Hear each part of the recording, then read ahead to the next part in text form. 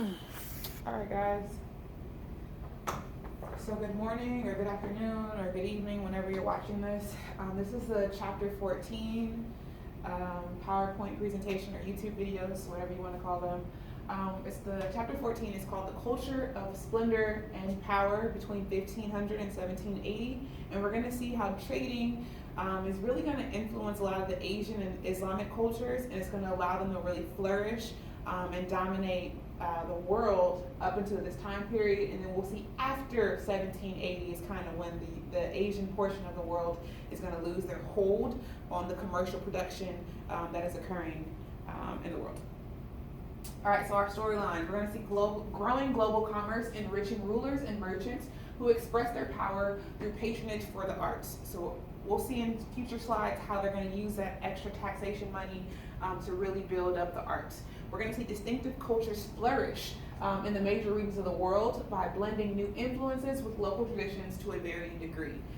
We're going to start to really see the rise of Eurocentrism during this time period, where they're not really concerned, where Europeans aren't really concerned with merging their culture with someone else's. They're really concerned about controlling or dominating those cultures. But we'll also see how in Asian societies and African societies, they're going to blend cultures. And finally, we're going to see that while the Islamic and Asian worlds confidently retain their own belief system, the Americas and Oceania increasingly face European cultural pressure. So as I said previously, we'll see how the Europeans are going to dominate these areas, especially in the Americas. We're going to see a lot of those native cultures lose most of their traditions or try to find a way to blend a lot of their culture. And I'll be showing you guys how in your everyday life we can see the blending of some African and Latino cultural traditions that were retained even though we had European interaction. All right, so in this one, we're going to be explaining the global connections, explaining the connections between cultural growth and the creation of a global market. We're going to describe and compare how each culture in this period reflected the ideas of the state in which it was produced. So we're going to see the Mughals, how they treated people. We're going to see how the Safavids, how the Ottomans, how the Qing dynasty, and so on and so forth. We're going to analyze the different responses to foreign cultures across Afro-Eurasia in the period from 1500 to 1700. We're going to see that in Asia, they are going to turn away a lot of those European influences because they feel like they have the best culture. So why do they need anyone else? That's going to be a good thing, but it also will be a bad thing later on post 1780. We're going to describe how hybrid cultures emerged in the Americas and explain the connection between these cultures and the Enlightenment ideologies. It's really going to happen a lot with government style and with religions, and we'll see how even today a lot of what we do is culturally related to our native cultures that's just been influenced by European dominance. And finally, we're going to analyze the role that race and cultural differences played in the process of global integration. So we're going to see the kind of like the beginning of race. Even though race is a social construct, we're going to see how people being different, culturally looking different, is going to influence a lot of people's decisions and behaviors. It's going to be the beginning part of social Darwinism, which we will discuss in full later on in the lessons, or in the readings. All right, so trade and culture. We're going to see rules promoted learning and the arts to legitimize power and show sophistication. So previously, everyone wants to align themselves with God, and that godly power, that mandate of heaven or that divine right is going to be what gets you your power and your dominance. But as societies develop and grow, leaders are going to say, hey, if I want to be seen as dominant, I really have to support the arts. I really have to be more sophisticated. I have to promote education and things like that. In the Americas and in South Pacific, conquest forced forced indigenous people to adapt to European ways, and they found their cultural life was undermined. The knowledge exchange was not equal between Europeans and indigenous people, nor was the wealth or sovereignty shared equally. So we can say without a doubt that Europe is going to be enriched off of the slavery, off of the mineral resources that are being provided for them in the Americas. And so they're going to take those things and they're not going to trade anything of value back to the Americas. The same thing when it comes to cultural exchanges. They're going to come in and say, your culture sucks. It's not worth it. It's horrible. It's bad. You don't speak English, so therefore you're deficient, or you're less than. You're not a Christian, so therefore you are just a heathen running around untrained. They're going to literally talk about so many things that they don't have, and not see the value in what they do have in their indigenous traditions, in their way they barter and trade and things like that. So we're going to see that the Europeans are going to dominate the Americas with their ideas and not really share or take on any of those indigenous practices. All right, so despite a world increasingly unified by trade, each society retained its core aspects of individuality. Literally, this chapter goes from place to place to place to place, and it tells you what's going on in their culture, their religion, their government style, and how they were able to kind of maintain their own individuality. But at the same time, we're going to see how they're going to be more unified through trading and through interacting like that. And finally, the world's most dynamic cultures remained in Asia in the 1500s. So once again, India, China, those two places are going to be the really, really important ones, as well as a lot of that Islamic area that goes through the Asian portion of the continent. All right, so just as we've been talking about like the last three chapters, we have our three Islamic empires, the Ottomans, Safavids, and the Mughals. They're going to have empire expansion that's going to allow them to fund more cultural development. So in all three of these places, they're kind of absolutists.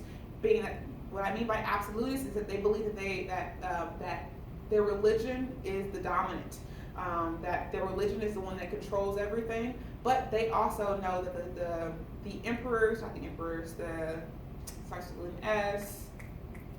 The sultans, the sultans are going to be the ones who control everything. So they're going to have that absolute power, but they're going to still be Islamic. They're going to see the value of funding a lot more arts or cultural or pretty things. We're going to see schools are going to be built. They're going to have more building projects of large style. The Taj Mahal is going to be one of the things that's brought up in this time period. If we go back to some of the previous chapters, the Topkapi Palace, things like that, they're going to have more books, more artworks, and definitely more luxury goods, because when you have more money, you're able to produce more money, and those who have money want to buy nicer things. Islamic cultural intellectual life reflected these three distinct worlds, with each developing a relatively autonomous form of Muslim culture. So by autonomous, that means they're going to be by themselves, kind of. They're still Muslim, but they're doing their own form of Islam. All right, so first, the Ottoman cultural synthesis. So when we talk about synthesis, that means that things are merging or coming together. We have more than one thing that is going to be listed. So the Ottoman cultural synthesis. The Ottoman culture was a blend of ethnic, religious, and linguistic elements. It's going to balance the military and administrative traditions with those of clerics. So they're going to emphasize the bureaucracy. They're going to emphasize the military, but they're also going to emphasize their religious connections. And they're also going to be very tolerant. So we're going to see this happening a lot with the Islamic areas. They're going to be more tolerant than some of the European areas. Part of their tolerance comes from the fact they're literally governing such large areas of people, large regions, large cultures, large ethnicities, and a variety of all of these things mixed together. So they cannot be intolerant of religion because they control so many people that are not Muslim.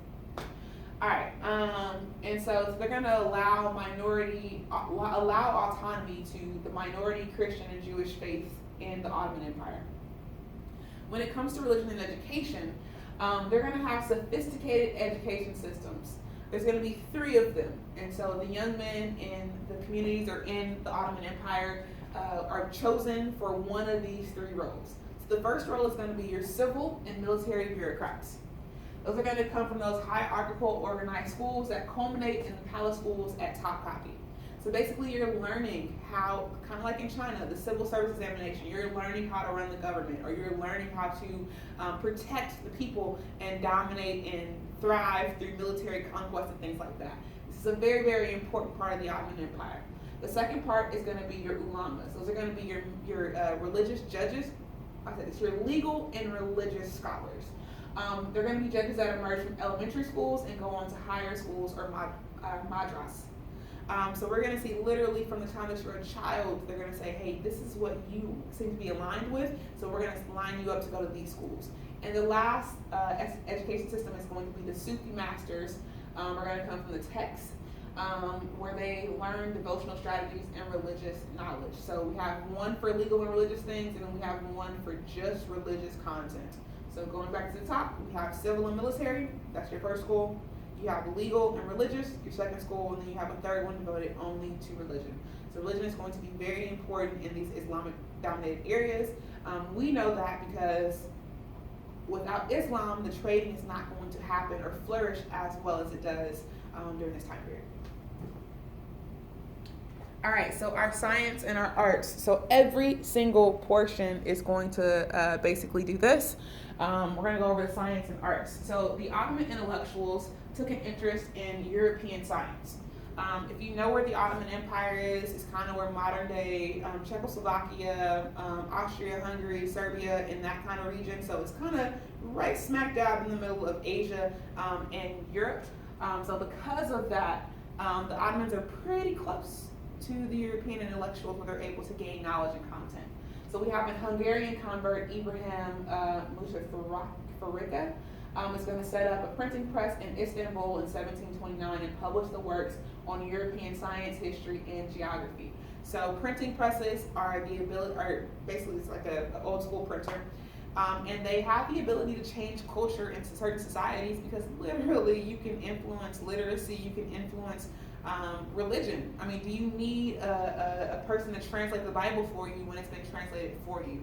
Or do you need someone to translate the Quran or whatever it is when it's already done for you? So this printing press being brought to Istanbul is very, very important to their cultural synthesis and booming of traditions.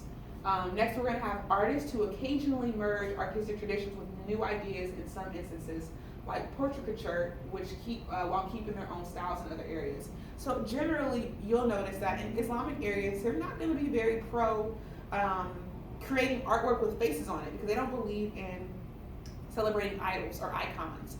They believe that you should really focus all of your energy on Allah and things like that. So for this is a major shift in the Ottoman Muslim realm where they're actually allowing people to be drawn in beautiful, beautiful imagery. Then we also have the tulip period that's going to happen in the first half of the 18th century.